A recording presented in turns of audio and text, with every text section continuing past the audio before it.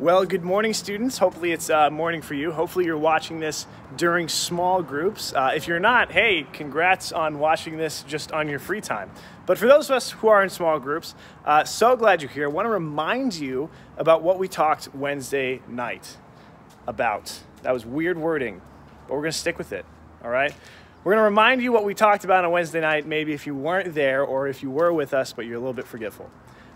Wednesday night, we continued on in our Thanks But No Thanks series, where we had to stop and have a talk about prayer. Now, there's two types of prayer, and there's one that we've talked about a whole lot, which is this idea of praying without ceasing, of going about our day, acknowledging God and having a relationship with Him. It'd be like if you're just sending Him text messages throughout the day. But the other way to pray that we talked about on Wednesday night, while not more important or less important, but equally the same important, just used for a different situation, is much more serious, much more intentional.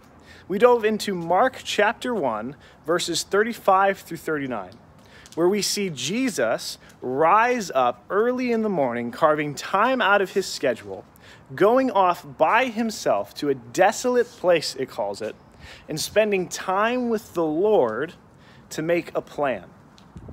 Now, the question we asked was, how often do we do this? When we face challenging times in our life or difficult things in our life, how often do we count it a blessing and not a chore to carve time out of our schedule and go spend time with the Lord?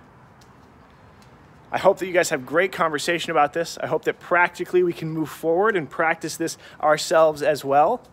Hope you guys have a great small group.